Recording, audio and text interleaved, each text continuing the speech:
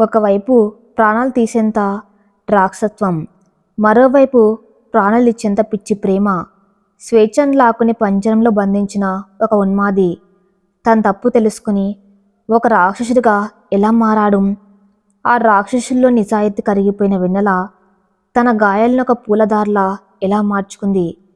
ఇది పగ, భయం, కన్నీళ్ల కథ కాదు. పశ్చాత్తాపం, క్షమాపణ మరియు అనంతమైన ప్రేమకు నిలువెత్తు సాక్ష్యం రాక్షస ప్రేమ. మరి కథలోకి వెళ్తే, బయట ఆకాశం మేఘావృతమై ఉరుములతో దద్దరిల్లుతుంది. కానీ ఆ గదిలో ఉన్న నిశ్శబ్దం ఆ ఉరుముల కంటే భయంకరంగా ఉంది. చల్లటి ఏసీ గాలి ఆమె దేహం తాకుతున్నాం. ఆమె గుండెలో రగులుతున్న అగ్నిపర్వతం ముందు ఆ చలి ఏమాత్రం సరిపోవటం లేదు. నేల మీద చిల్లచెదురుగా పడి ఉన్న తన బట్టల మధ్య ఓ విరిగిన బొమ్మల కూలబడి ఉంది వెన్నెల. ఆమె కళ్ళల్లో నీరు ఇంకిపోయి చాలాసేపైంది. ఇప్పుడు మిగిలిందల్లా అంతు చిక్కని శూన్యం, గుండెల్ని పిండేస్తున్న భయం. వణుకుతున్న తన చేతులతో పక్కనే మంచం మీద నుంచి కింద పడి ఉన్న ఒక తెల్ల దుప్పటిని లాక్కుని వివస్త్రగా ఉన్న తన దేహాన్ని కప్పుకుంది. ఆ దుప్పటి దారాలు ఆ ఒంటిపై ఉన్న గాయాలకు తగులుతూ ఉంటే ప్రాణం ఉస్సురుమంటుంది. అయినా ఆ నొప్పి కంటే తన మనసుకు జరిగిన గాయమే ఆమెను మరీ ఎక్కువగా బాధిస్తుంది. గోడ కానుకొని నెమ్మదిగా తనలో మిగిలి ఉన్న కొద్దిపాటి శక్తినంతా కూడ తీసుకుని నిలబడింది. కాళ్ళు వణుకుతున్నాయి. అడుగు తీసి అడుగు వేయడానికి కూడా దేహం సహకరించడం లేదు. భారంగా అడుగులు వేసుకుంటూ గదిలో ఉన్న 6 అడుగుల నిలువెత్తు అద్దం ముందుకు వెళ్ళి నిలబడింది వెన్నెల. అద్దంలో కనిపిస్తున్న తన ప్రతిబింబాన్ని చూసుకుని ఆమెకొక్కసారిగా ఊపిరి ఆగినంత పడింది. ఇది నేనేనా అని తన్ను ప్రశ్నించుకుంది. ఒకప్పుడు కళ్ళకల్లాడే ఆ ముఖం ఇప్పుడు రక్తవిహీనంగా పాలిపోయి ఉంది. కళ్ళ కింద నల్లటి వలయాలు, భయంతో ఇప్పార్చుకున్న కనుపాపలు, పెదవి చివర పగిలి రక్తం గూడు కట్టుకుని ఉంది. దుప్పటి కాస్త జారటంతో ఆ భుజంపై, మెడపై ఎర్రటి కందిన గాయాలు స్పష్టంగా కనిపిస్తున్నాయి. వాడు తన్ని ఈ గదిలోకి బలవంతంగా లాక్కొచ్చినప్పుడు తాను ఎంత మొరపెట్టుకున్నా వినకుండా తన చేతులను నిర్లక్షణంగా నొక్కిపెట్టినప్పుడు ఏర్పడిన రాక్షస గుర్తులవి. తన గాయపడిన శరీరాన్ని, ఆ దేహంపై ఉన్న హింసతాళ్ళు కానవాలని చూసుకుంటూ ఆమె పడే వేదన అంత ఇంత కాదు. అద్దం మీద చేయి వేసి అందులో కనిపిస్తున్న తన ప్రతిరూపాన్ని చూసి వెక్కి వెక్కి ఏడ్చింది. నేనేం పాపం చేశాను? నాకెందుకింత కర్మ? అసలు నా జీవితం ఎందుకిలా తయారైంది? ఈ ప్రశ్నలు ఆ మెదడును తొలిచివేస్తున్నాయి. వాడొక మనిషి కాదు, ఒక రాక్షసుడు. వాడి పేరు ఆకాషు. పేరుకు తగ్గట్టుగానే వాడి ప్రవర్తన కూడా భయంకరంగా ఉంటుంది. అసలు వాడికి తనంటే ఎందుకంత పిచ్చో, తను ఎందుకు ఇలా హింసిస్తున్నాడో వెన్నెలకు ఏమాత్రం అర్థం కావటం లేదు. తనకు వాడి ఏమాత్రం ఇష్టం లేదని, కనీసం వాడి ముఖం చూడడం కూడా తనకు అసహ్యమని ఎన్నిసార్లు చెప్పినా వాడు వినిపించుకోడు. నువ్వు నాదానివి, నా ప్రాణం ఉన్నంత వరకు నిన్ను వదలను అని ఒకటే మాట అంటాడు. కానీ ఇది ప్రేమ? ఇదా ప్రేమంటే? ప్రేమంటే ప్రాణం ఇవ్వాలి, ప్రాణాలు తీయటం కాదు కదా. ఒక మనిషి ఇష్టంతో పని లేకుండా ఒక పంజరంలో చిలకను బంధించినట్టు తనని ఈ గదిలో బంధించాడు. ఇక్కడ అన్నీ ఉన్నాయి. పడుకోవడానికి పట్టుపరుపులు, తినడానికి ఖరీదైన ఆహారం, వేసుకోవడానికి ఎన్నో బట్టలు. కానీ స్వేచ్ఛ లేదు, ప్రాణంతో ఉన్నానని నమ్మకం లేదు. ఆమెకు ఆ క్షణం నిన్నటి రోజు గుర్తుకొచ్చింది. తను లైబ్రరీ నుండి ఒంటరిగా నడుచుకుంటూ వస్తూ ఉండగా ఒక్కసారిగా ఒక నల్లటి కారు తన ముందు ఆగటం. అందులోంచి ఆకాష్ తన అనుచరులతో దిగి ఎవరూ చూడకుండా తను బలవంతంగా కారులోకి ఎక్కించుకోవటం క్షణాలు జరిగిపోయింది. తాను ఎంత అరిచిన ప్రయోజనం లేకపోయింది. వాడు తన్ను ఎక్కడికో, ఏ ఊరికో తీసుకొచ్చాడో కూడా ఆమెకు తెలియదు. ఇదొక పెద్ద బంగ్లాలాగా ఉంది, కానీ చుట్టుపక్కల ఎలాంటి అలికిడి లేదు. ఈ కథలో విలన్లు ఎక్కడో బయట లేరు. తన కళ్ళ ముందే తన్ని హింసిస్తున్న వాడి రూపంలోనే ఉన్నాడు. ఎలాంటి ఆస్తి తగాదాలు లేవు, ఆఫీస్ కుట్రలు లేవు. కేవలం ఒక రాక్షసుడి పైశాచికమైన ఉన్మాదంతో కూడిన ఇష్టం మాత్రమే ఆమె పాలిట శాపంగా మారింది. వాడు తన దేహాన్ని మాత్రమే కాదు, తన ఆత్మను కూడా ప్రతిక్షణం గాయపరుస్తున్నాడు. అద్దంలో చూసుకున్న వెన్నెలకు వాడి కళ్ళు గుర్తొచ్చాయి.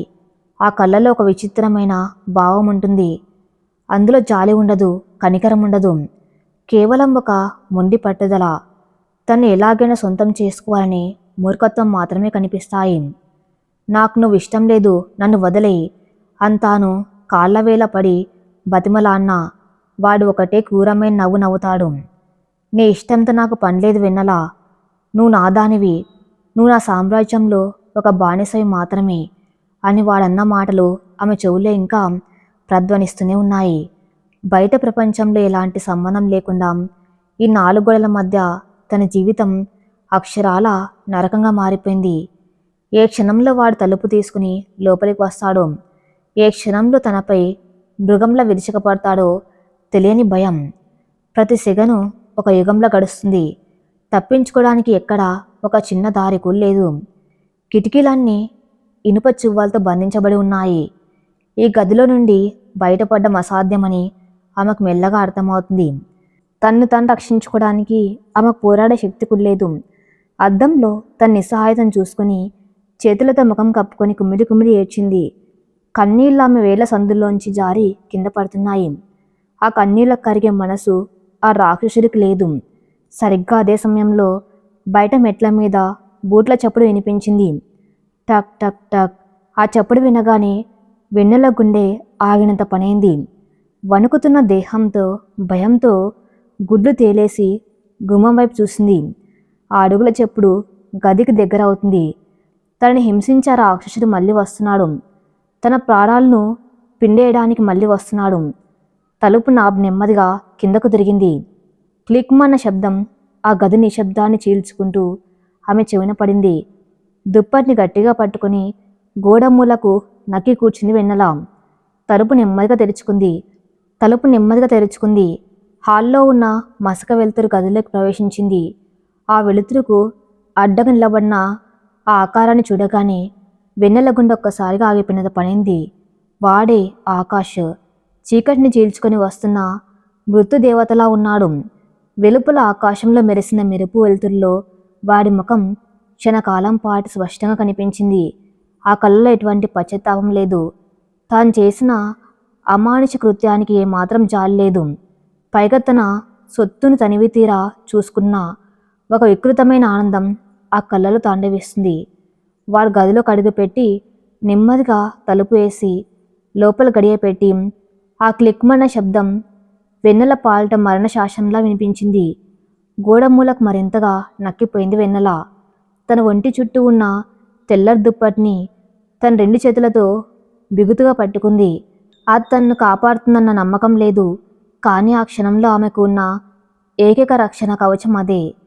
నేల చల్లదనం ఆమె దేహాన్ని వణికిస్తున్న ఆకాశం అడుగుల చెప్పుడు ఆమె నరాల్లో భయాన్ని పుట్టిస్తుంది.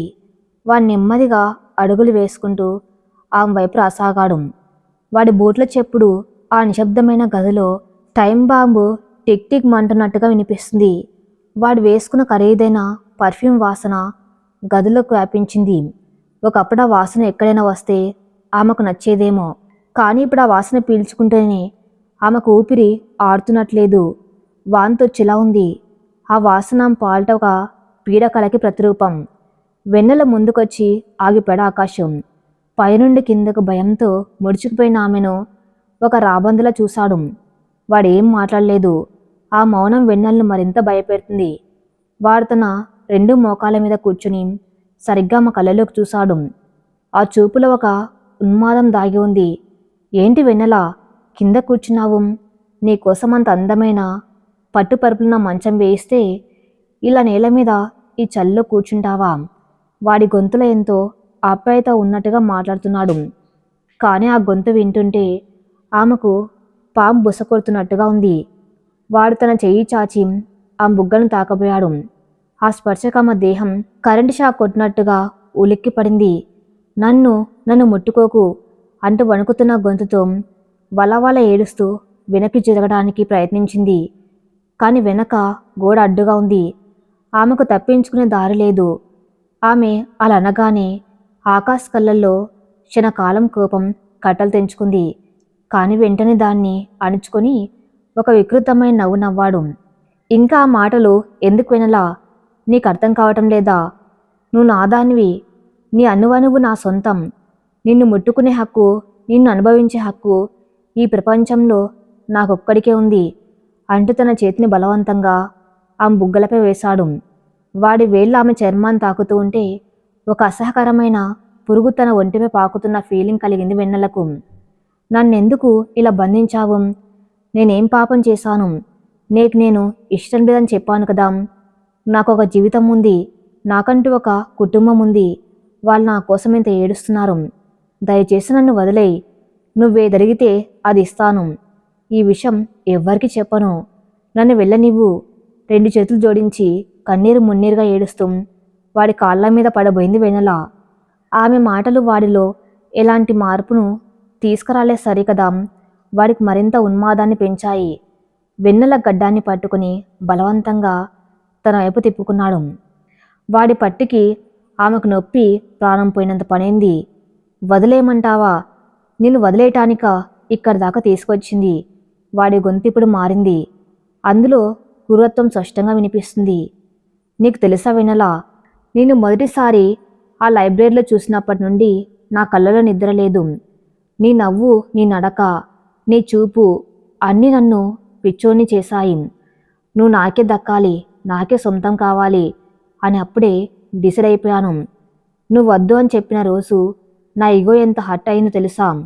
నాకు కావాలనుకున్నది నేను దక్కించుకుంటాను. దానికి నీ ఇష్టంతో ఏమాత్రం పనిలేదు. వాడు చెప్తున్న మాటలు వింటూ ఉంటే వెన్నెలకు వాడొక మనిషి కాదు, మానవ రూపంలో ఉన్న రాక్షసుడు అని అర్థమైపోయింది. వాడికి ప్రేమంటే ఏంటో తెలియదు. కేవలం ఒక వస్తువు మీద కలిగే మోహం, దాన్ని ఎలాగైనా దక్కించుకోవాలనే అహంకారం మాత్రమే వాళ్ళలో ఉన్నాయి. ఒక మనిషి మనసుతో స్వేచ్ఛతో వాడికి పనిలేదు. నువ్వు చేస్తున్నది ప్రేమ కాదు ఆకాశం, ఇదొక పైశాచికత్వం. ఒక ఆడపిల్ల ఇష్టం లేకుండా తన్ని బంధించి తన శరీరాన్ని గాయపరిచి మనసును చంపేయటం ప్రేమ ఎలా అవుతుంది? నన్ను చంపేయి. ఇలా రోజు నరకం చూపించడం కంటే ఒకేసారి నా ప్రాణం తీసేయి అని ఏడుస్తూ అరిచింది వెన్నెల. ఆమె గొంతు గదిలో ప్రధ్వనించింది. ఆమె అరుపులకు వాడు ఏమాత్రం చలించలేదు. పైగా ఒక సైకోలాగా నవ్వాడు. ఆ నవ్వు వెన్నెల వెన్నులో వణుకు పుట్టించింది. చంపేయాలా? ఎంత తేలిగ్గా అడిగా వెన్నెల. నిన్ను చంపేస్తే నాకు ఈ ఆనందం ఎక్కడ దక్కుతుంది? నువ్వు నా కళ్ళ ముందు ఇలా ఉండాలి, నా గుప్పెట్లో బందీగా ఉండాలి. నీ ప్రతి కన్నీటి చుక్క నాదే కావాలి. నేను పిలిస్తే పలకాలి, నేను వస్తే నా కౌగిల్లో వదగాలి. బయట ప్రపంచానికి నువ్వు చచ్చిపోయి ఉండొచ్చు, కానీ ఆకాశ ప్రపంచంలో నువ్వు నా బానిసవి, నా రాణివి. అలా అంటూ వాడు ఆమె భుజంపై ఉన్న దుప్పటిని నెమ్మదిగా కిందకు లాగడానికి ప్రయత్నించాడు. వెన్నెల ప్రాణం కడగబట్టినంత పనైంది. తన సర్వశక్తులు ఒడ్డి ఆ దుప్పటిని గట్టిగా పట్టుకుంది. వాణ్ణి తన కాళ్ళతో వెనక్కి తోయడానికి ప్రయత్నించింది. వదిలే నన్ను రాక్షసుడా, నా దగ్గరికి రావద్దు అని అర్ధనాదం చేసింది. కాని వాడి బలం ముందు ఆమె బలం ఏమాత్రం సరిపోవటం లేదు. ఆమె ఎంత గింజుకున్నా వాడు ఆమెను ఒక ఆటబొమ్మలా అణిచిపట్టాడు. ఎంత గింజుకుంటావో గింజుకు వెన్నెలా, నీ ఈ ప్రతిఘటన నాకు ఇంకా మజా ఇస్తుంది. నువ్వెంత ఏడిస్తే నాకంత ఆనందంగా ఉంటుంది అంటా మెడపై తన పెదవులను బలవంతంగా ఆంచాడు. వెన్నెలకు లోకం చీకటిగా మారుతున్నట్టు అనిపించింది. తన దేహంపై ఉన్న పాత గాయాల మీద వాడి స్పర్శ పడుతూ ఉంటే నరకం అంటే ఇదేనేమో అనిపించింది. ఒక ఆడపిల్లకు తన శరీరం మీద తనకి హక్కు లేకపోవటం, ఒక మృగం ముందు తనొక మాంసపు ముద్దలా మిగిలిపోవటం ఎంతటి ఘోరమో ఆమె అనుభవిస్తుంది. ఆమె కళ్ళ ముందు తన తల్లిదండ్రుల ముఖాలు మెదిలాయి. తన తండ్రి తన్ను ఎంతలా అల్లారుముద్దుగా పెంచాడు. తన తల్లి తన్ను కంటికి రెప్పలా ఎలా కాపాడిందో గుర్తొచ్చింది. తాను అదృశ్యమైనప్పటి నుండి వాళ్ళు ఎంతగా కుమిలిపోతున్నారో ఊహించుకుంటే ఆమె గుండె పగిలిపోతుంది. అమ్మ, నాన్న, నన్ను కాపాడండి అని మనసులోనే వేలాది సార్లు అరుస్తుంది. కానీ ఆ అరుపులు ఈ 4 గోడలు దాటి వెళ్ళలేవు. ఆకాష్ ఆమెను కింద పడేసి ఆమెపై తన ఆధిపత్యాన్ని ప్రదర్శిస్తున్నాడు. వాడి శ్వాస ముఖానికి తగులుతూ ఉంటే ఒక పీనుగ వాసనలా అనిపిస్తుంది. ఆమె తన 2 చేతులతో వాడి ఛాతీ మీద కొడుతూ గీరుతూ తను రక్షించుకోవడానికి చివరి ప్రయత్నం చేస్తుంది.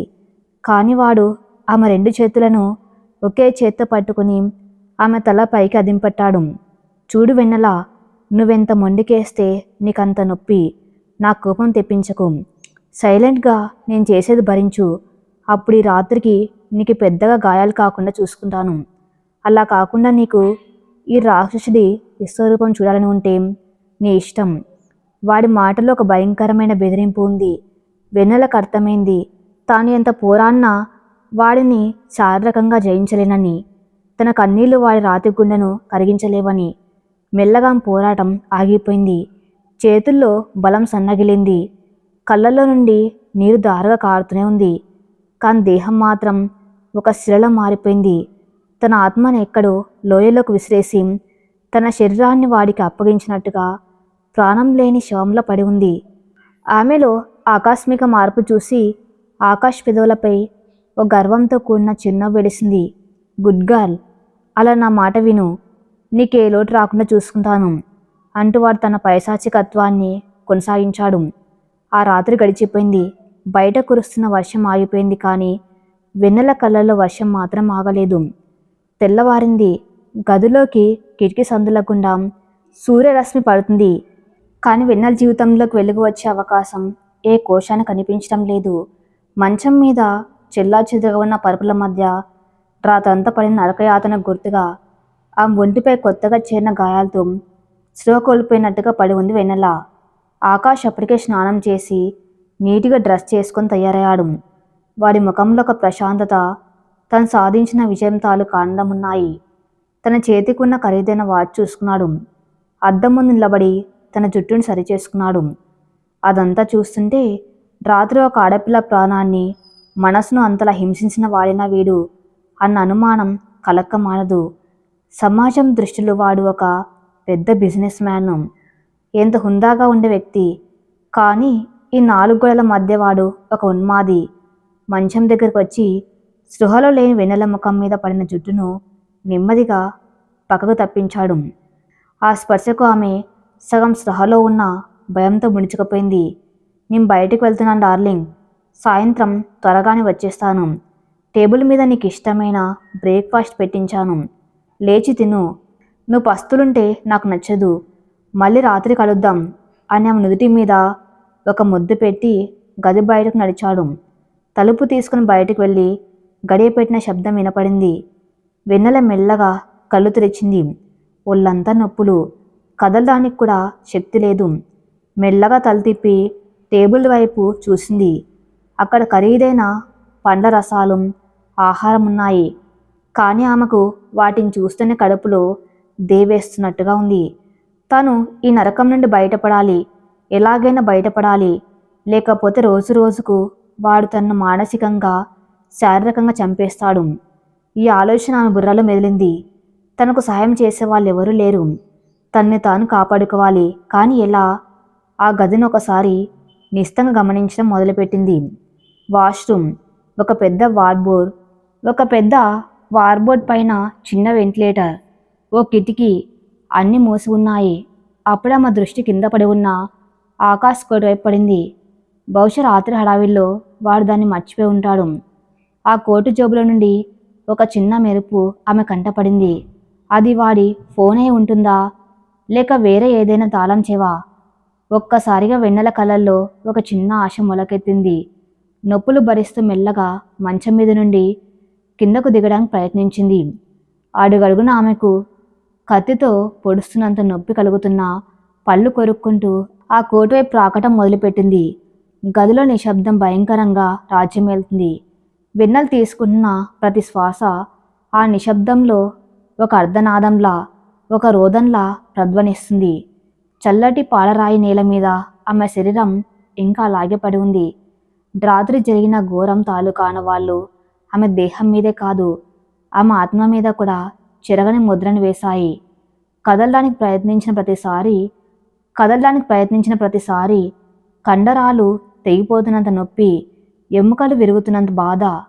అయినా సరే ఆ నొప్పిని పంటి కింద బిగపట్టి తన దృష్టిని కింద పడి ఉన్న ఆకాష్ కోటు వైపు మళ్లించింది. ఆ కోటు జోబులో నుండి ఒక చిన్న మెరుపు ఆమె కంటపడింది. అదేదో ఫోన్ అయి ఉంటుందా, లేక ఈ నరకం నుండి బయటపడడానికి ఏదైనా తాళం చెవా? ఈ చిన్న ఆశ ఆమె ప్రాణాలకు ఊపిరి పోస్తుంది. నేను ఇక్కడ ఇలాగే పడిపోకూడదు. ఈ రాక్షసుడి చేతిలో నా జీవితం బలి కాకూడదు. నాకంటూ ఒక కుటుంబం ఉంది. నన్ను ప్రాణానికి ప్రాణంగా ప్రేమించే అమ్మ నాన్నలు ఉన్నారు. వాళ్ళ కోసం నేను బతకాలి. ఇక్కడి నుంచి ఎలాగైనా తప్పించుకోవాలి అని మనసులో దృఢంగా అనుకుంది వెన్నెల. నొప్పులతో మూలుగుతూనే తన 2 చేతులను నేల మీద ఆనించి ప్రాకుతూ ఆ కోటు వైపు వెళ్ళటం మొదలుపెట్టింది. ఆమె వేస్తున్న ప్రతి అంగుళం అడుగు ఒక అగ్ని పరీక్షలా ఉంది. ఒంటి మీద ఉన్న దుప్పటి జారిపోకుండా ఒక చేత్తో పట్టుకుని మరో చేత్తో నీళ్ళను లాక్కుంటూ కోటు దగ్గరకు చేరుకుంది. ఆ కోటు దగ్గరకు వెళ్ళగానే ఆకాశ్ వాడి ఖరీదైన పర్ఫ్యూమ్ వాసన ఆమె ముక్కు పుటాలను తాకింది. ఆ వాసన పీల్చగానే ఆమెకు వికారం ముంచుకొచ్చింది. నిన్న రాత్రి ఆ రాక్షసుడు తనని హింసిస్తున్నప్పుడు వచ్చిన వాసన అది. ఆ కోటును తాగడానికి కూడా ఆమెకు అసహ్యంగా అనిపించింది. కానీ తప్పదు. తన స్వేచ్ఛ కోసం ఆ అసహ్యాన్ని దిగమింగుకోవాలి. వణుకుతున్న తన కుడి చేతిని నెమ్మదిగా ఆ కోటు జోబులోకి పోనించింది. లోపల ఏదో చల్లటి లోహం తగిలింది. గుండె దర్దల్లాడుతూ ఉండగా దాన్ని బయటకు తీసింది. అది ఫోన్ కాదు, ఒక చిన్న వెండి రంగు తాళం చెవి. దానికి ఒక నల్లటి చిన్న తోలు స్ట్రాప్ తగిలించి ఉంది. వెన్నెల కళ్ళల్లో ఒక క్షణం నిరాశ ఆవరించిన మరుక్షణమే మెదడు చురుగ్గా పనిచేయటం మొదలుపెట్టింది. ఈ తాళం చెవి దేంది? ఈ గత్తెలుపుదా? కాదు, ఇది చాలా చిన్నగా ఉంది. మెయిన్ డోర్ తాళంలా లేదు. మరి దేనిది? ఆ గదినంతా ఒకసారి పరికించి చూసింది. గదిలో ఒక పెద్ద కింగ్ సైజ్ మంచం, 2 పక్కల 2 చిన్న టేబుల్స్, ఒక అద్భుతమైన డ్రెస్సింగ్ టేబుల్ మరియు గోడలో ఇమిడిపోయి ఉన్న ఒక పెద్ద చెక్క అల్మారా ఉన్నాయి. ఆ తాళం చెవి ఖచ్చితంగా ఈ గదిలో ఉన్న ఏదో ఒక సొరుగుది అయి ఉంటుందని ఆమెకు అనిపించింది. బహుశా అందులో తన్నిక్కడి నుండి బయటపడేసే ఏదైనా ఆధారం ఉండొచ్చు, లేదా ఆకాష్ గురించి ఏదైనా నిజం తెలిసి ఉండొచ్చు. ఆ ఆలోచన రాగానే ఆమెలో ఎక్కల్లేని శక్తి వచ్చింది. గోడను ఆసరగా చేసుకుని పళ్ళు కొరుక్కుంటూ తన బాధను మొత్తం లోపలే దిగమింగుతూ నెమ్మదిగా నిలబడింది.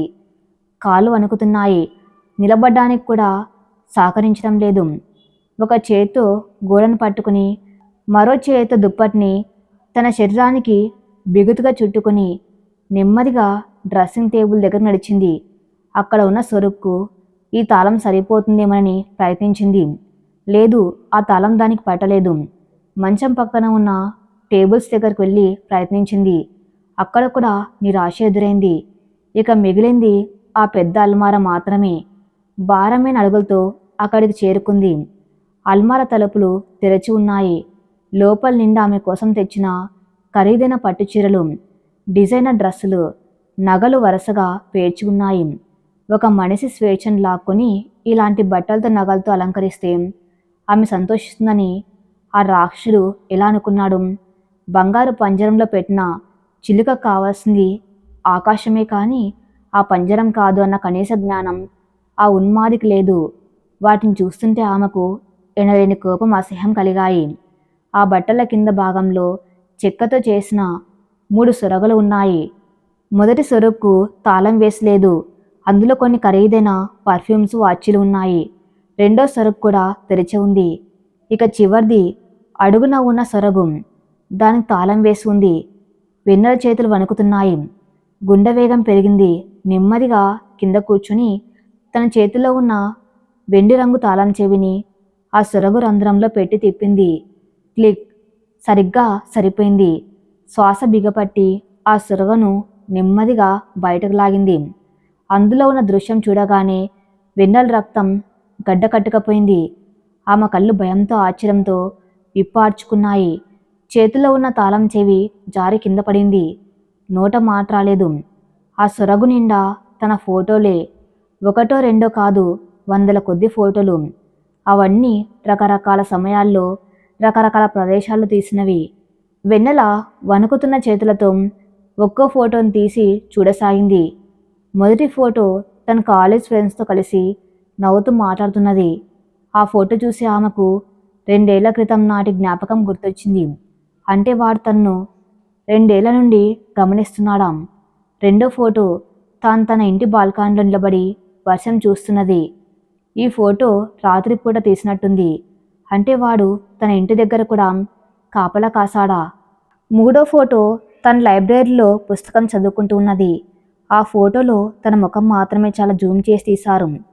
ఫోటోలు చూస్తున్న కొద్దీ వెన్నెలకు వాంతులు వచ్చేలా అనిపించింది. ఆ ఫోటోల మీద ఎర్రటి మార్కులతో ఆకాష్ తన పిచ్చి రాతలు రాశాడు. నా దేవత, నా వెన్నెల, నా ప్రాణం.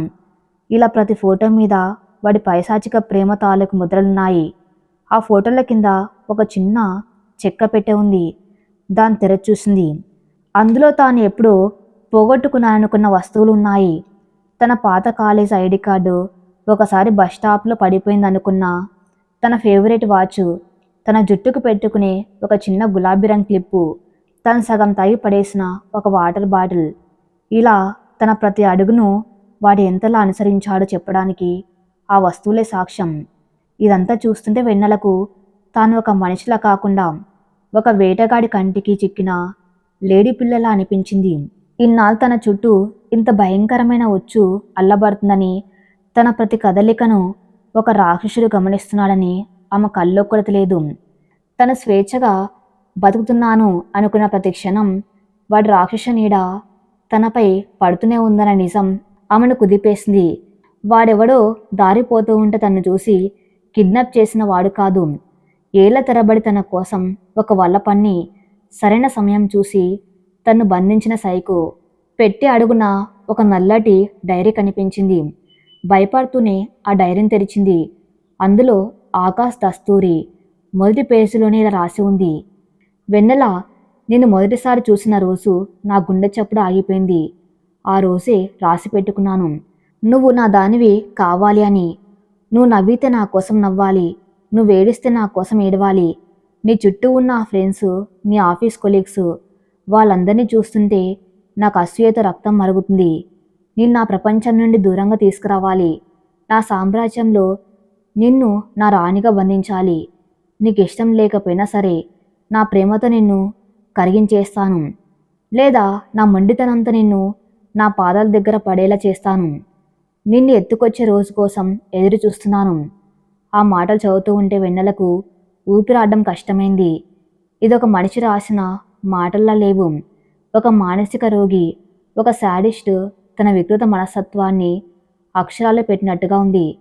తనకు జరిగిన అన్యాయం, తన పట్ల వాడు ప్రదర్శిస్తున్న రాక్షసత్వం వెనుక ఇంత లోతైన భయంకరమైన గతం ఉందన్న నిజం ఆమెను వెన్నులో వణుకు పుట్టించింది. తను ఇరుక్కున్నది ఒక చిన్న గదిలో కాదు, వాడి పైశాచిక మనస్తత్వం అని, చీకటి అగాధంలో అని ఆమెకు స్పష్టంగా అర్థమైంది. దేవుడా, ఎంత భయంకరమైన మనిషి వీడు! వీడి నుండి తప్పించుకోవటం అసాధ్యమా? వీడి కళ్ళు కప్పి నేను ఇక్కడి నుండి బయటపడలేనా అని డైరీని గట్టిగా పట్టుకుని కన్నీరు మున్నీరుగా ఏవటం మొదలుపెట్టింది. ఆమె గుండె బరువెక్కిపోయింది. తను రక్షించడానికి ఎవరు రారని, తాను ఒంటరి పోరాటం చేయాలని అర్థమైంది. కానీ ఆ రాక్షసుడి ముందు తాను ఎంత ఒక చిన్న చీమ ఏనుగుతో పోరన్నట్టు కాదా ఇది? ఆ సొరగను అలాగే వదిలేసి వెనక్కి జరిగి గోడ కానుకొని కూర్చుంది. కన్నీళ్లు బుగ్గల మీద నుండి జారి ఆమె గాయపడిన పెదాలను తాకుతున్నాయి. ఆ ఉప్పుదనం ఆమెకు ఒక దురదృష్టాన్ని గుర్తు చేస్తుంది. గదిలో ఉన్న ఏసీ గాలి ఇప్పుడు మరీ చల్లగా అనిపిస్తుంది. బయట ప్రపంచానికి దూరంగా ఈ 4 గోడల మధ్య తన జీవితం ఇలా ముగిసిపోవాల్సిందేనా? తన కలలు, తన లక్ష్యాలన్నీ ఈ రాక్షసుడి పాదాల కింద నలిగిపోవాల్సిందేనా? ఆమె కళ్ళ ముందు తన తల్లిదండ్రుల ముఖాలు మళ్ళీ మెదిలాయి. తన తండ్రి తన కోసం చేసిన త్యాగాలు, తన తల్లి తన్ను చూసి మురిసిపోయిన క్షణాలు, అవన్నీ గుర్తొచ్చి ఆమె గుండె పగిలేలా ఏడ్చింది. నాన్న, నన్ను క్షమించు నాన్న. నీ కూతురు ఇప్పుడు ఒక రాక్షసుడి చేతిలో బందీ అయిపోయింది. నేను బతికి ఉన్నానో లేదో కూడా మీకు తెలియదు కదా. ఇలా తట్టుకున్నారు నాన్న నా దూరాన్ని అని తనలో తానే గొనుక్కుంటూ రోధించింది. సరిగ్గా అదే సమయంలో గదిలో ఒక మూల నుండి పైకప్పుకు ఉన్న ఏసీ వెంటిలేటర్ దగ్గర నుండి ఒక చిన్న బీప్ మన్న శబ్దం వినిపించింది. వెన్నెల ఏడుపు ఒకసారిగా ఆగిపోయింది. ఉలిక్కిపడి తల పైకెత్తి ఆ శబ్దం వచ్చిన వైపు చూసింది. అక్కడ చీకటి కొనడం వల్ల ఆమెకేమీ కనిపించలేదు. కానీ మరో క్షణమే ఆ చీకట్లో ఒక చిన్న ఎర్రటి లైట్ బ్లింక్ అవడం మొదలైంది. Tick tick tick. అది కెమెరా. వెన్నెలకు గుండె ఆగినంత పనైంది. అంటే వాడిక్కడ లేకపోయినా తను గమనిస్తున్నాడా?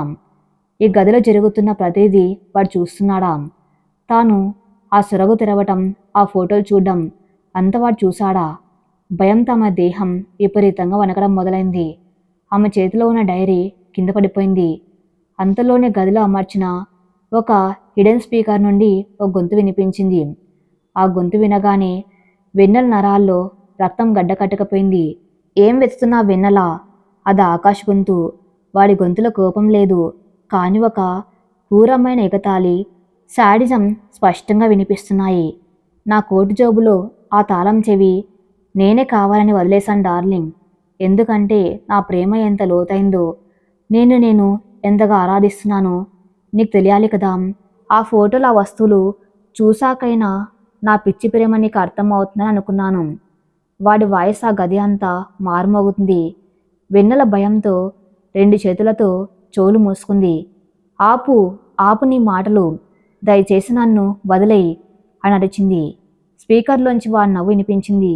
ఆ నవ్వు ఒక వికృతమైన రాక్షసుని నవ్వులా ఉంది. వదిలేయడానికా ఇన్ని సంవత్సరాలు నీ కోసం తపస్సు చేసింది? నువ్విక్కడి నుండి ఎక్కడికి వెళ్ళలేవు వెన్నెలా. ఆ గదిలో ఉన్న ప్రతి అంగుళం నా కనుసన్నల్లోనే ఉంటుంది. నువ్వు వేసే ప్రతి శ్వాస, నువ్వు పీల్చే ప్రతి శ్వాస, కార్చే ప్రతి కన్నీటి చుక్క అన్నీ నాకు తెలుస్తూ ఉంటాయి. నువ్వు నా సామ్రాజ్యంలో బందీవి. ఆ డైరీ చదివావు కదా, అందులో రాసిన ప్రతి అక్షరం నిజం. నీకు ఇష్టం లేకపోయినా ఈ ఆకాశ్ ప్రేమను నువ్వు స్వీకరించాల్సిందే, అనుభవించాల్సిందే. స్పీకర్లో వాడి మాటలు ఆగిపోయాయి. కానీ ఆ ఎర్రట్ లైట్ మాత్రం ఇంకా బ్లింక్ అవుతూనే ఉంది. వెన్నెలకు అర్థమైంది, తాను ఎంత ప్రయత్నించినా వాడి వలయం దాటి బయటకు వెళ్ళలేనని. వాడొక మనిషి కాదు, ప్రతి క్షణం తను గమనిస్తూ తన మనసును ముక్కలు చేస్తున్న ఒక అదృశ్య భూతం. తను ఒంటరిగా లేదు, ఎప్పుడు వాడి రాక్షస పర్యవేక్షణలోనే ఉంది అన్న నిజం ఆమెను మరింత కృంగదీసింది. కింద పన్న ఫోటోలు, తన పాత వస్తువులు, ఆ డైరీ అన్నీ ఆమెను వెక్కిరిస్తున్నట్టుగా ఉన్నాయి. తన గతమంతా వాడి కనుసన్నల్లోనే నడిచిందని, ఇక భవిష్యత్తు కూడా వాడి గుప్పట్లో నలిగిపోతున్న భయంకరమైన సత్యం ఆమెను ఉక్కిరిబిక్కిరి చేస్తుంది. గోడ మూలకు చేరి మోకాళ్ళ మధ్య తలపెట్టుకుని నిస్సహాయంగా రోధించడం తప్ప ఆమె ఇంకేం చేయలేని పరిస్థితి. గదిలో ఆ ఎర్రటి కెమెరా లైట్ బ్లింక్ అవుతున్న శబ్దం వెన్నెల గుండె చప్పుడుతో పోటీ పడుతుంది. Tick tick tick. ఆ చిన్న శబ్దం ఆ మెదడులో పిడుగుల వర్షంలా మారుమోగుతుంది. ఆకాష్ గొంతు స్పీకర్లో ఆగిపోయిన ఆ గదిలో నిశ్శబ్దం మాత్రం మునుపటి కంటే భయంకరంగా మారింది. ఇన్ని రోజులు తన వెనుక అదృశ్యంగా ఉన్న ఆ రాక్షసుడి కన్ను ఇప్పుడు బహిరంగంగా తన్ను వెక్కిరిస్తున్నట్టుగా అనిపించింది. తను ఒంటరిగా ఏడవటానికి కూడా తనకు స్వేచ్ఛ లేదన్న నిజం ఆమెను బతుకుండగానే చంపేస్తుంది. భయంతో అవమానంతో ముడుచుకుపోయిన వెన్నెల నేల మీద పడి ఉన్న ఫోటోలను, ఆ డైరీని అలాగే వదిలేసి నెమ్మదిగా తన 2 చేతులతో నేలను ఆసరగా చేసుకుని లేచింది. తన ఒంటి చుట్టూ ఉన్న ఆ తెల్లటి దుప్పటిని మరింత బిగుతుగా లాక్కుంది. ఆ కెమెరా కంటికి తాను కనపడకూడదని, తన కన్నీళ్లు వాడికి ఆనందాన్ని ఇవ్వకూడదని ఆ మనసు ఆక్రోశించింది. కానీ ఎటు వెళ్ళాలి? ఈ 4 గోడల మధ్య దాక్కోవడానికి ఎక్కడ చోటు ఉంది? ఆమె దృష్టి వాష్రూమ్ వైపు మళ్ళింది. కనీసం అక్కడైనా తనకు ఏకాంతం దొరుకుతుందేమో అన్న చిన్న ఆశ. భారంగా అడుగులు వేసుకుంటూ ఒళ్ళంతా ప్రాణాలు తీస్తున్నట్టుగా నొప్పులు ఉన్నా పంటి కింద బిగపట్టి వాష్రూమ్ లోపలికి వెళ్ళి తలుపు గడియ పెట్టుకుంది. చల్లటి టైల్స్ మీద ఆసరగా కూలబడి మోకాళ్ళ మధ్య తలదాచుకుని వెక్కి వెక్కి ఏడటం మొదలుపెట్టింది.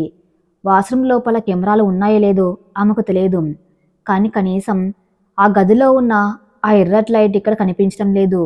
అది కాస్త ఊరటనిచ్చింది. అమ్మ, నాన్న, నన్ను క్షమించండి.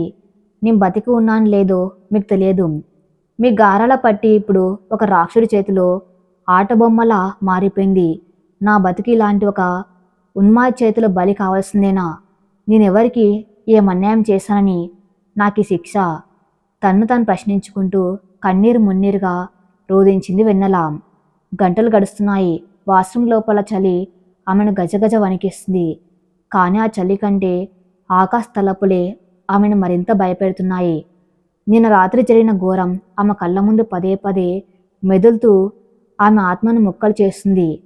వాడి రాక్షస స్పర్శ, వాడి పైచాచిక నవ్వు, వాడి మాటలు అన్నీ ఆమెను ఒక పీడకల్లా వెంటాడుతున్నాయి.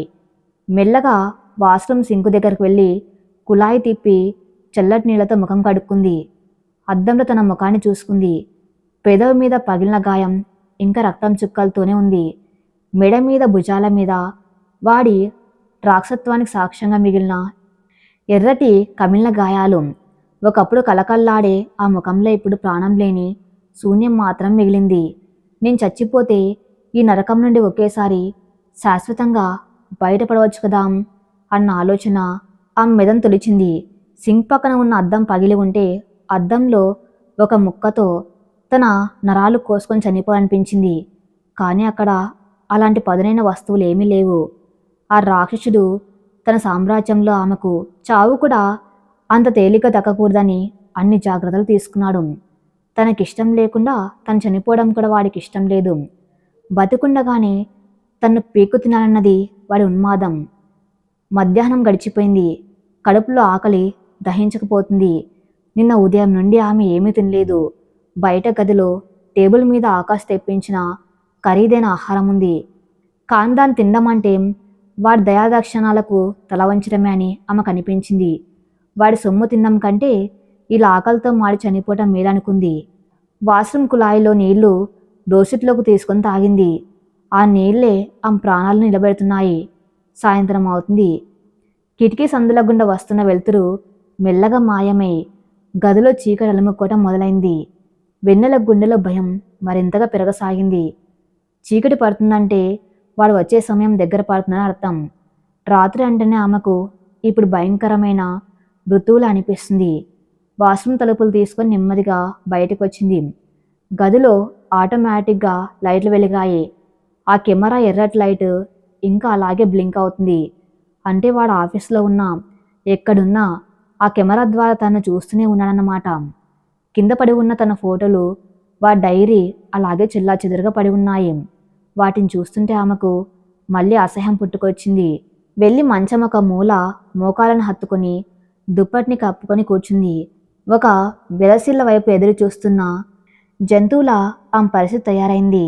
బయట ఆకాశం పూర్తిగా చీకటి పడింది. వాతావరణం చల్లగా మారింది. సరిగ్గా అప్పుడే బయట హాల్లో బూట్ల చప్పుడు వినిపించింది. టక్ టక్ టక్. ఆ చప్పుడు వినగానే వెన్నెల దేహంలో ఒక వణుకు మొదలైంది. ఉదయం నుండి ఆపుకున్న భయం అంతా ఒక్కసారిగా కట్టలు తెంచుకుంది. ఊపిరి తీసుకోవటం కూడా కష్టంగా మారింది. కళ్ళు గుమ్మం వైపే చూస్తున్నాయి. తన్ను పీక తినడానికి వస్తున్న మృగం రాక కోసం వేచి చూస్తున్న నిస్సహాయ ప్రాణిలా ఆమె కూర్చుంది. తలుపు లాక్ తెరుచుకున్న శబ్దం. క్లిక్. తలుపు నెమ్మదిగా తెరుచుకుంది. ఆకాష్ లోపలికి అడుగుపెట్టాడు. వాడి ముఖంలో అలసట ఏమాత్రం లేదు. పైగా ఒక వింతైన ఉత్సాహం, ఒక పైశాచికమైన ఆనందం కనిపిస్తున్నాయి. ఒక చేతిలో తన ల్యాప్టాప్ బ్యాగు, మరో చేతిలో ఒక అందమైన గిఫ్ట్ బాక్స్ ఉన్నాయి. లోపలికి రాగానే ముందుగా నేల మీద చెల్లాచెదురుగా పడి ఉన్న ఫోటోల వైపు, డైరీ వైపు చూశాడు. వాడి పెదవులపై ఒక క్రూరమైన చిరునవ్వు వెలిగింది. తర్వాత తలెత్తి మంచములో ముడుచుకొని కూర్చున్న వెన్నెల వైపు చూశాడు. ఆ చూపులు ఆమె దేహాన్ని చీల్చుకొని వెళ్తున్నట్టుగా ఉన్నాయి. తలుపు వేసి గడియ పెట్టి తన బ్యాగ్ను టేబుల్ మీద పెట్టి గిఫ్ట్ బాక్స్ను పట్టుకుని నెమ్మదిగా మంచం వైపు రాసాగాడు. వాడు వేస్తున్న ప్రతి అడుగు వెన్నెల గుండెల్లో సుత్తితో కొట్టినట్టుగా మోగుతుంది. హాయ్ డార్లింగ్, ఎలా గడిచింది ఈరోజు? వాడి గొంతులో ఎంతో ప్రేమ ఉన్నట్టుగా అడిగాడు. కానీ ఆ ప్రేమ వెనుక ఉన్న విషం వెన్నెలకు మాత్రమే తెలుసు. వెన్నెల మాట్లాడలేదు. కన్నీళ్లతో నిన్న కళ్ళతో వాణ్ణి భయంగా చూస్తుంది. ఆమె పెదవులు వణుకుతున్నాయి. ఆకాశం పక్కన మంచం మీద కూర్చున్నాడు. ఆమె భయంతో మరింత వెనక్కి జరగటానికి ప్రయత్నించింది. భయపడకు వెన్నెల, నేను నిన్ను ఏమి చేయను. నీకోసం ఒక చిన్న సర్ప్రైజ్ తెచ్చాను అంట ఆ గిఫ్ట్ బాక్స్ను ఆ ముందు పెట్టాడు. ఓపెన్ చేసి చూడు అన్నాడు ఒక పసిపిల్లాల్లా. ఆమె ఆ బాక్స్ వైపు కన్నెత్తి కూడా చూడలేదు. నన్ను వదిలేయి, నీకు దండం పెడతాను. నన్ను మా అమ్మ నాన్నల దగ్గరికి పంపించేయి. వణుకుతున్న గొంతుతో 2 చేతులు జోడించి ప్రాధేయపడింది వెన్నెల. ఆకాష్ ముఖంలో నవ్వు మాయమైంది. కళ్ళల్లో ఒక అహంకారం, కోపం కలగలిపిన భావం కనిపించింది. ఇంకా అమ్మ నాన్నల గోలైన వెన్నెల, నీకు ఉదయం ఆ డైరీ చదివాక కూడా అర్థం కాలేదా? నా ప్రాణం ఉన్నంత వరకు నువ్వు ఈ గద్దాటి బయటకు వెళ్ళలేవు. నువ్వు నా సామ్రాజ్యానికి రానివి. నీ ప్రపంచం ఇక్కడే నాతోనే. ఇది ప్రేమ కాదా ఆకాష్, ఇదొక రాక్షసత్వం. ఒక మనిషి స్వేచ్ఛను లాక్కొని వాళ్ళ మనసుని చంపి ఇలా బంధించడం ప్రేమ ఎలా అవుతుంది? నన్ను ఈ కెమెరాల్లో బంధించి నా ప్రతి కదలికను ఒక సైకోలాగా చూడడం ప్రేమ ఎలా అవుతుంది? నువ్వు మనిషివేనా? వెన్నెల గొంతులో భయం తగ్గి కోపం నిస్సహాయత కట్టలు తెంచుకున్నాయి. ఆ మాటలకు ఆకాష్ పక్కపక్క నవ్వాడు. ఆ నవ్వు ఆ గది అంతా ప్రధ్వనించింది. సైకో, రాక్షసుడు. అవును వెన్నెల, నీకోసం నేను దేనికైనా సిద్ధమే. 2 ఏళ్లుగా నీ ప్రతి అడుగును నేను గమనిస్తున్నాను. నువ్వు ఎవరితో మాట్లాడుతున్నావు, ఎవరితో నవ్వుతున్నావు అన్నీ నాకు తెలుసు. నువ్వు ఆఫీస్లో ఆ కార్తీక్తో నవ్వి మాట్లాడినప్పుడు నా చేతులతో వాణ్ణి చంపేయాలన్నంత కోపం వచ్చింది. కానీ నన్ను నేను కంట్రోల్ చేసుకున్నాను. ఎందుకంటే నాకు కావాల్సింది నువ్వు. నా ప్రేమలో ఎలాంటి కల్తీ లేదు. అది కొంచెం వైల్డ్గా ఉండొచ్చు, కానీ అది స్వచ్ఛమైంది. వాడి మాటలు వింటూ ఉంటే వెన్నెలకు తల తిరిగిపోతున్నట్లు అనిపించింది.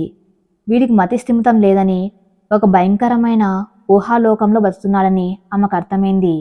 నీ స్వచ్ఛమైన ప్రేమకర్థం నిన్న రాత్రి నువ్వు నన్ను హింసించిన తీరా. ఒక మృగంలా నా శరీరాన్ని గాయపరచడమే నీ ప్రేమ? కోపంతో ఏడుపుతో అడిగింది వెన్నెల. ఆకాష్ ఆమె వైపంగి ఆమె కళ్ళలోకి సూటిగా చూశాడు. వాడి చూపుల్లో తీక్షణతకు ఆమె చూపులు కిందకు దించుకుంది. నిన్న రాత్రి నేను నిన్ను ముట్టుకున్నప్పుడు నువ్వు నన్ను అడ్డుకున్న వెన్నెల. నాదైన వస్తువు మీద నాకున్న హక్కును నువ్వు కాదన్నప్పుడు నా కోపం రావటం సహజం కదా. అయినా నిన్న జరిగిన దానికి నేనేం ఫీల్ అవ్వటం లేదు. Because you are mine. తన జోబులో నుండి ఒక స్మార్ట్ ఫోన్ తీశాడు. దాన్ని అన్లాక్ చేసి వెన్నెల ముఖం ముందు పెట్టాడు. ఆ స్క్రీన్ మీద కనిపిస్తున్న దృశ్యం చూడగానే వెన్నెల రక్తం గడ్డ కట్టకపోయింది. ఆమె గుండె ఆగిపోయినంత పనైంది. ఆ ఫోన్లో లైవ్ వీడియో ప్లే అవుతుంది. అందులో తన ఇల్లు కనిపిస్తుంది. తన తండ్రి సోఫాలో తల పట్టుకుని కూర్చుని ఉన్నాడు. ఆయన ముఖమంతా పాలిపోయి కన్నీళ్లతో నిండి ఉంది. పక్కనే తన తల్లి నేల మీద కూర్చుని దేవుడి పటం ముందు దీపం పెట్టి వెక్కి వెక్కి ఏడుస్తుంది. నా బిడ్డను నాకు ఎలాగైనా తిరిగి ఇవ్వు తండ్రి అంటూ ఆమె రోధిస్తున్న దృశ్యం ఆ వీడియోలో స్పష్టంగా వినిపిస్తుంది. వెన్నెల చేతులు వణికాయి.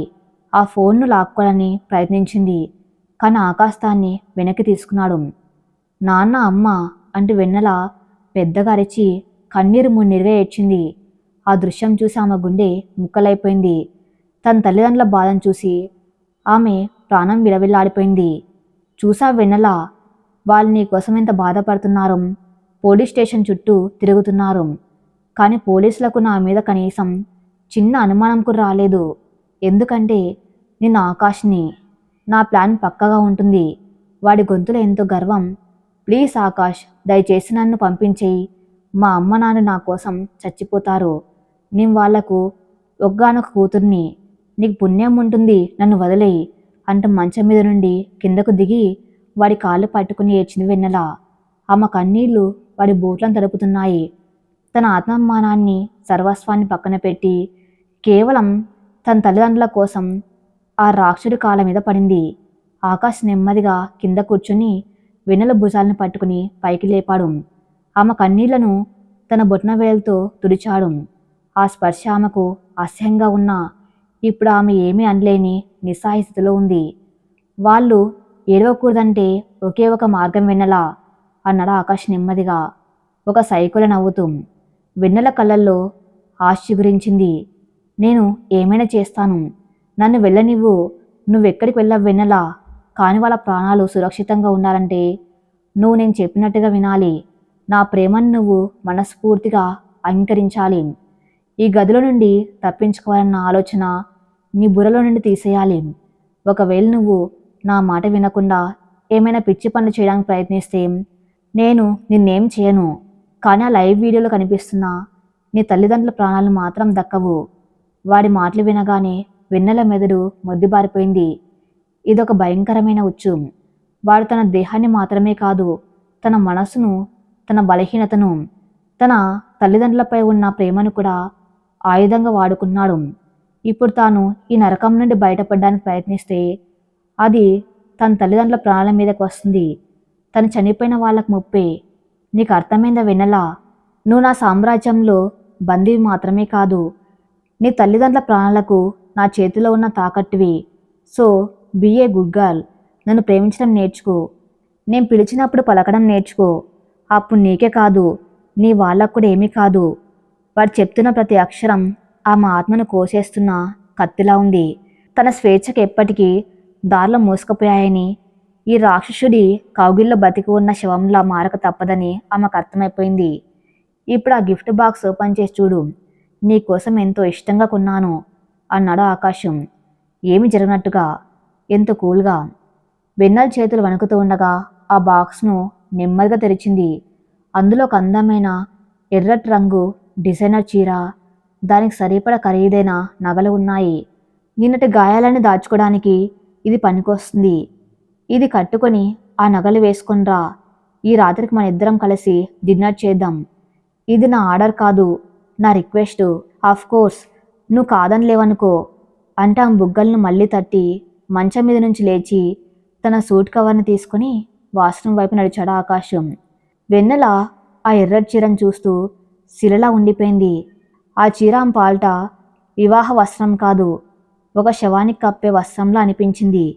తన తల్లిదండ్రుల ప్రాణాల కోసం తన ఇష్టాలను, తన ఆత్మను, తన శరీరాన్ని ఆ ఉన్మాదికి అప్పగించక తప్పని దారుణమైన పరిస్థితి. కెమెరాలోని ఎర్రటి లైట్ లాగే ఆ చీర ఎరుపు రంగు కూడా ఆమె పాల్ట మృత్యువు దేవత నవ్వులా కనిపిస్తుంది. మరి తర్వాత ఏం జరగబోతుందో నెక్స్ట్ పార్ట్లో చూద్దాం. నెక్స్ట్ పార్ట్ కోసం నా ఛానల్ని ఫాలో అవుతూనండి. Thank you for listening.